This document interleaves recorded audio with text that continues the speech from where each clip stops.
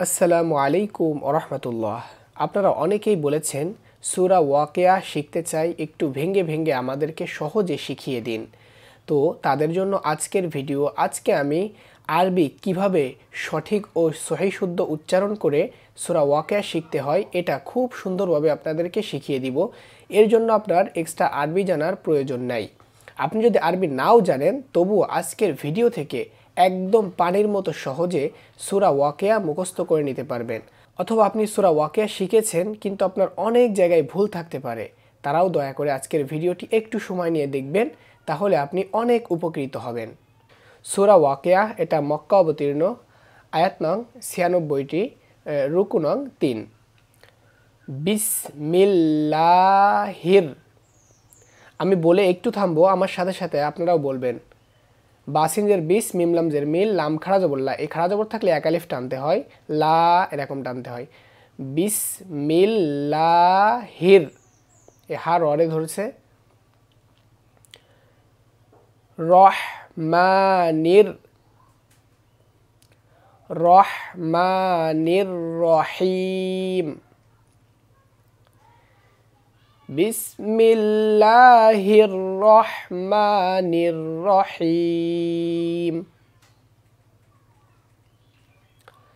ইযা, জালের উচ্চারণ হচ্ছে জিহ্বার আগা উপরের যে দুই দাঁত আছে সামনে, ওই দুই দাঁতের আগার সঙ্গে লাগবে। জিহ্বার আগাটা উপরের দুই দাঁতের আগার সঙ্গে লেগে যাবে। রা, তাহলে ইযা ওয়াক, ক হলো কাফের মতো না, কটা জিহ্বার গোড়া থেকে উচ্চারণ হয়, জিহ্বার গোড়া তার বরাবর উপরে তালুর সঙ্গে লাগবে।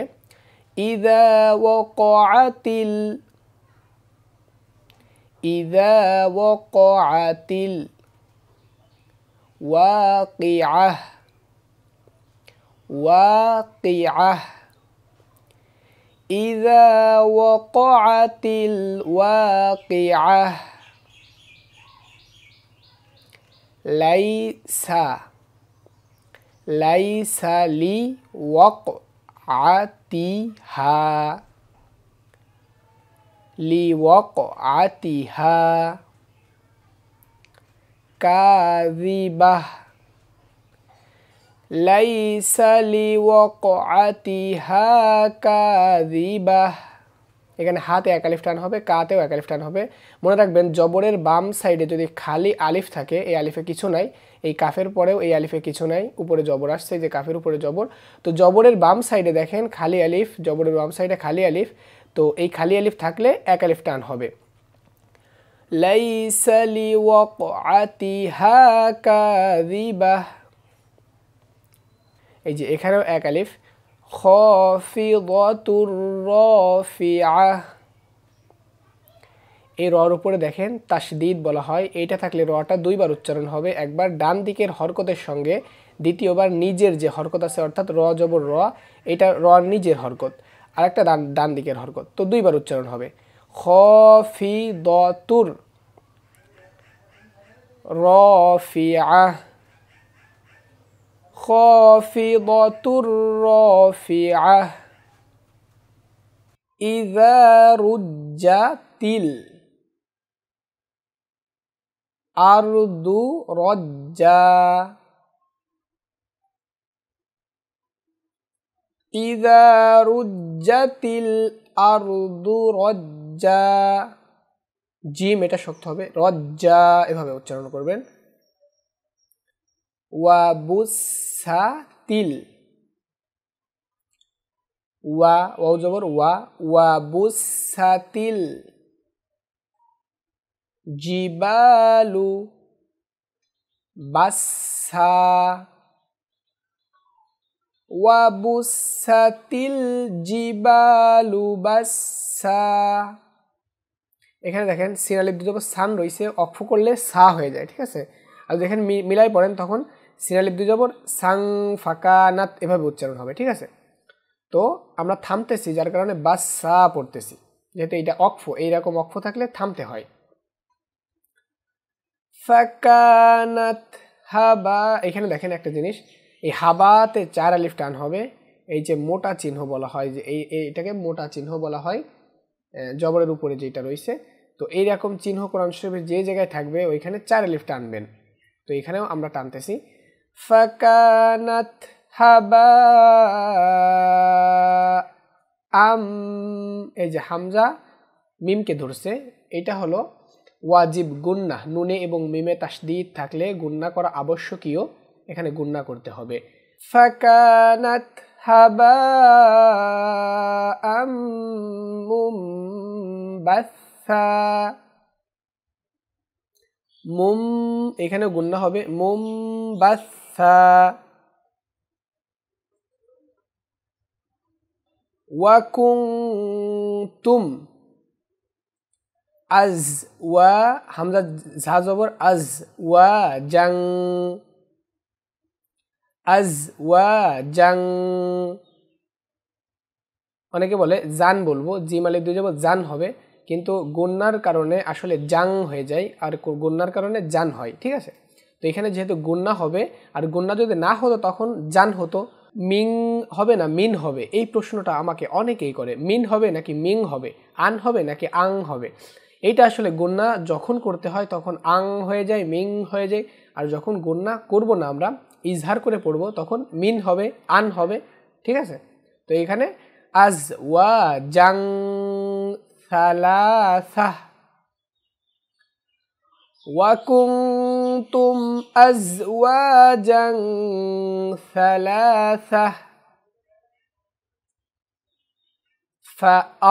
ফাআসহাবুল মাইমানাতি, মাইমানাতি, ফাআসহাবুল মাইমানাতি। আর যদি থামেন মাইমানাহ বলে থামতে পারেন, তবে মিলিয়ে পড়তেছি মাইমানাতি মা আসহাবুল মাইমানাহ। মা এখানে 3 আলিফ টান দিবেন মাতে, এই চিহ্ন কোরআন শরীফে যত জায়গায় থাকবে তত জায়গায় 3 আলিফ টান দিবেন। মা আসহাবুল মাইমানাহ ওয়া আসহাবুল মাশআমাতি, মা আসহাবুল মাশআমাহ ওয়া আসহাবুল মাশআমাতি মা আসহাবুল মাশআমাহ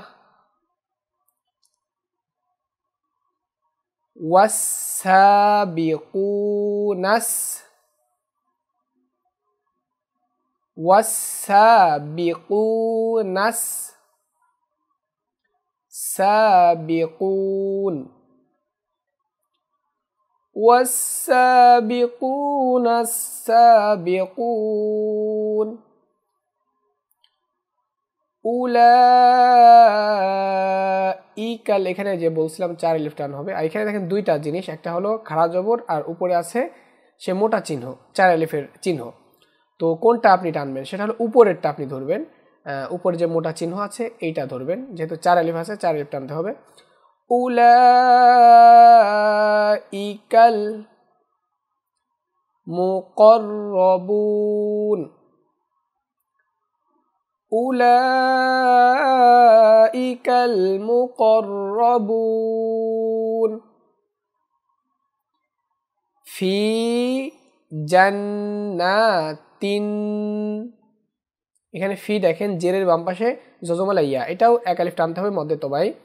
ফি জান্নাতিন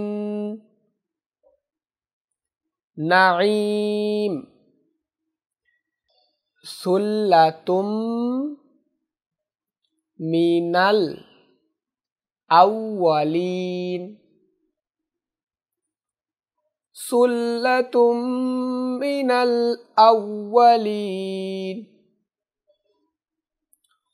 ওয়া কলিলুম মিনাল আখিরিন, ওয়া কলিলুম মিনাল আখিরিন আলা সুরুরিম। মাউদুনাহ, দু দ দ পেশ দু, দর জন্য দালের মতো না হয় দু না হয়, আবার জর মতো না হয় জু না হয়, মাঝখানে দু। আলা সুরুরিম মাউদুনাহ, মুত্তাকিইনা, আলাইহা মুতাকাবিলিন, মুত্তাকিইনা আলাইহা মুতাকাবিলিন। ইয়াতুফু আলাইহিম, ইয়াতুফু আলাইহিম, উইল, ওয়াও জের উই হবে, বি হবে না, অনেকে বি বলে না, ওয়াও জের উই, তাহলে ওয়াও লাম জের উইল, উইল দানুম মুখাল্লাদুন, ইয়াতুফু আলাইহিম উইলদানুম মুখাল্লাদুন, বিআকওয়াবি ওয়া আবারিক, এই যে বিআক ওয়া বা ওয়াও দুইয়ের বিউ হবে, বিআকওয়াবি ওয়া আবারিক, ওয়া কাসিম মিম মাইন,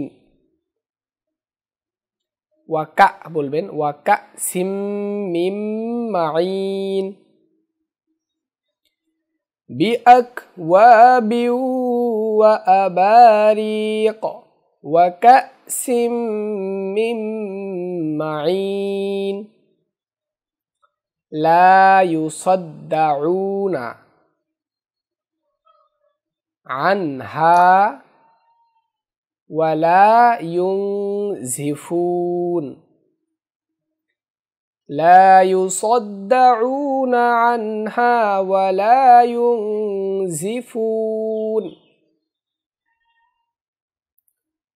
ওয়া ফাকিহাতিম মিম্মা, ওয়া ফাকিহাতিম মিম্মা ইয়াতাখায়্যারুন, ওয়া ফাকিহাতিম মিম্মা ইয়াতাখায়্যারুন, ওয়া লাহমি তায়রিম মিম্মা ইয়াশতাহুন, ওয়া লাহমি তায়রিম মিম্মা ইয়াশতাহুন, ওয়া হুরুন ঈন, ওয়া হুরুন ঈন। তো সুপ্রিয় দর্শক শ্রোতা, আজকে এই পর্যন্তই, অর্থাৎ 22 আয়াত পর্যন্ত। ইনশাআল্লাহ এরপর থেকে আমরা 23 আয়াত থেকে শুরু করব, শিখব দ্বিতীয় পর্বে, এটা শিখবো আমরা ইনশাআল্লাহ। তো আপনাদের ভিডিওটি কেমন লাগতেছে, এরকমভাবে দিলে কি আপনারা শিখতে পারবেন কিনা, এটা অবশ্যই কমেন্ট বক্সে কমেন্ট করে জানাবেন, তাহলে পরের পর্ব খুব তাড়াতাড়ি নিয়ে চলে আসবো, আগামীকাল ইনশাআল্লাহ নিয়ে আসার চেষ্টা করব।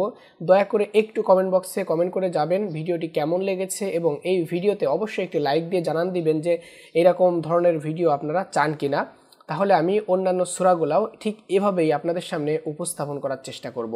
পুরো ভিডিও জুড়ে সঙ্গে ছিলাম আমি সাব্বির হোসাইন, আপনি দেখছিলেন বাহক টিভি, এবং আপনি শিখছিলেন সূরা ওয়াকিআহ।